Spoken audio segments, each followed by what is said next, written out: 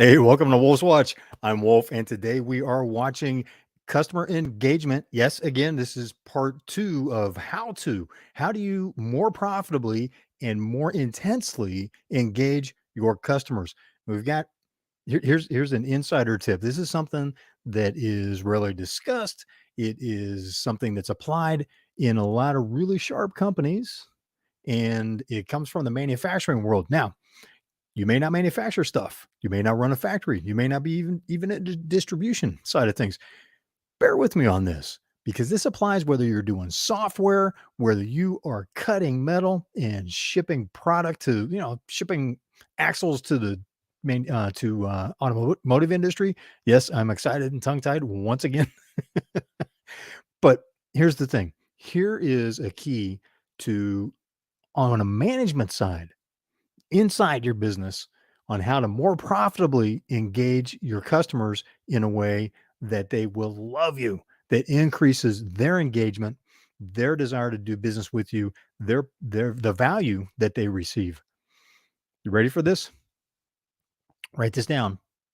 Map out everything that you do and ask this question. Does it create value? Or in other words, is it what the customer paid for? Is it just creating waste? Or is it something you have to do that doesn't directly create customer value? Or in other words, running your CRM system or automating some of your marketing through your website is not something that your customer is paying for, but it is a must do. A lot of management of your company are things that have to be done. A lot of management tasks are things that have to be done that don't directly contribute to customer value. Or in other words, would the customer pay you for it? Is that what the customer is paying for? Is your customer paying you for doing really great bang up job on accounting within your company? No, they're not. You need to do that in order to have a company, in order to deliver customer value. Now, on waste, for example, if something, and this is a huge breakthrough for a lot of manufacturing companies, the amount of time that something has to sit and wait for somebody to take the next step, and it could be you're assembling something, and say Bob over here to my right puts the first 5 parts on an assembly, and then he hands it to me, and I put the next 3 parts on. But that has to sit and wait for me to finish what I'm working on before the next part. Well, that's a form of waste. When you're doing software, for example, does software have to sit and wait for review and approvals before it can be released for alpha test or beta test?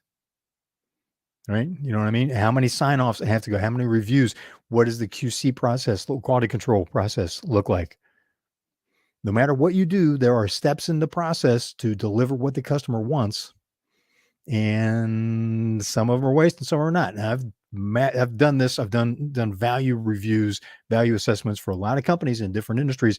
Here's one thing that we find: it is common to find 85 to 95% of the time it takes from a customer order to a customer delivery, right, where the customer has what they ordered, to be wasted time, to be different forms of waste.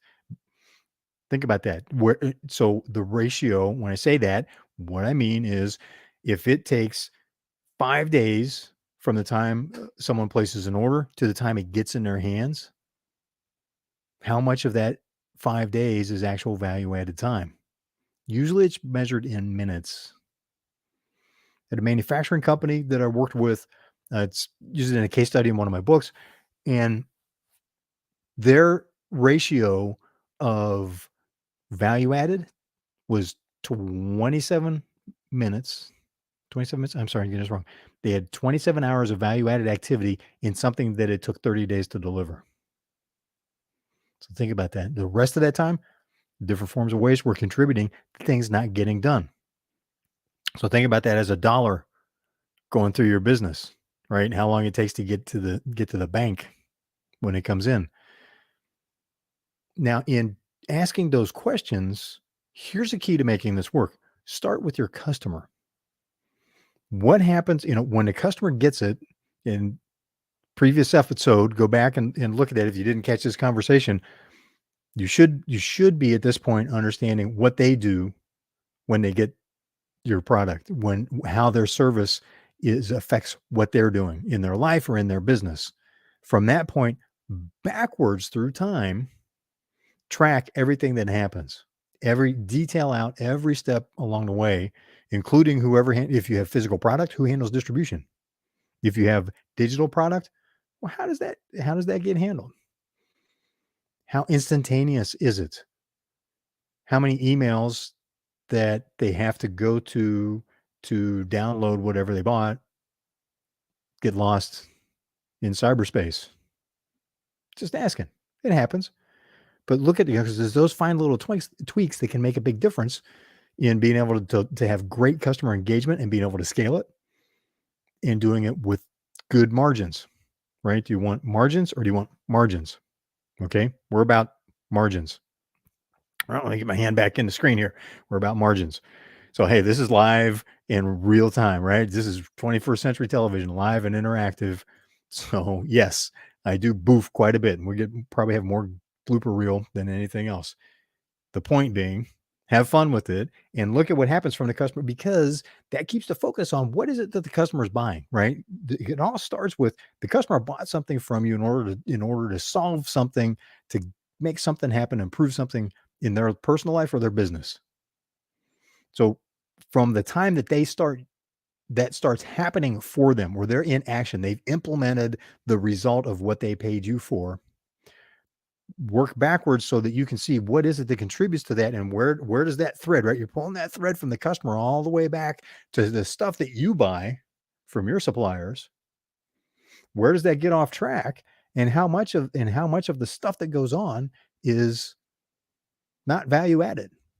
You will be astounded. If you do this correctly, trust me, you will be surprised at how much dead air, if you will, is in that process or in those steps. Boyd Clark, I was at a Pepperdine alumni thing that the dean of the business school had put together, and he had Boyd Clark come and speak. He was a distinguished alum from Pepperdine's uh, MBA program, graduate school of business, and Boyd Clark at that time was the CEO of Tom Peters Consulting Company.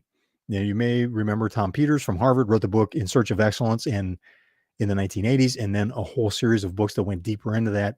How are companies doing things in excellence? So Boyd Clark was running a global consulting firm that implemented the things that came from Tom Peters' research and his writing and his lectures and his public speaking. So Boyd Clark made a comment that has stuck with me from this time. He's speaking now. Think about this: he's speaking to a room full of business school professors, business school students, and business school alums, people that have already graduated, right? And he looks during his talk with the audience, he looks at him and he goes, in corporate America, 95% of what we do is just mind-numbing crap. And there's the waste. It's that much waste in corporate America. The bigger the company, the more you're going to see that. Now, as a small business owner, as an entrepreneur, it's not necessarily going to be as radical, but it will still be jarring.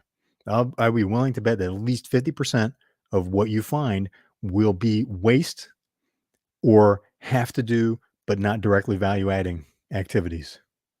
That's a huge opportunity to deliver to your customers, to your clients, much more value and be able to do it with more margin, because now you start cutting that stuff out. You start innovating and finding ways going, look, how can you get more efficient with the stuff that has to be done, but does not directly deliver to value, and you eliminate the waste. Start doing that. Now you've got a much tighter process, so you can deliver faster. You can deliver more in excellence, because the fewer things you have to focus on, the easier it is to deliver in excellence, right? Simplicity is your friend. It simplifies stuff. Also makes you more flexible, allows you to incorporate new ideas faster. So when you get good ideas from customers, you can implement those a lot faster. When you hear things from customers or from a different market segment that can benefit from what you're doing that you're not serving yet, boom, you can move faster because there's less stuff happening that's not directly related to value for your customer. Think I'm crazy? Give it a shot. If you want to dig a little bit deeper on the assessment side of it, and feel free to reach out to me. Put something in the comments and go, hey, tell us more about this value assessment process. Can recommend a couple of books too. We'll throw that in the comments as well in the descriptions after the broadcast. But do that. Look at the value, because the more that you can deliver value, the more succinctly, the more focused, the faster, the higher touch, the more in excellence you can be with that delivery of value to your customer, the better your customer is going to be engaged with your company. And the more you're going to be able to learn from your customer, you can focus more on the customer relationship and learn a lot from them. And the more profitable you will be as you do that, the better margins you'll have, which are very important right now with high inflation, potential recession looming. You know, it's time. It's time to get after that. So that's today's tip. I'm Wolf. This is Wolf's Watch. Thanks for being part of the conversation.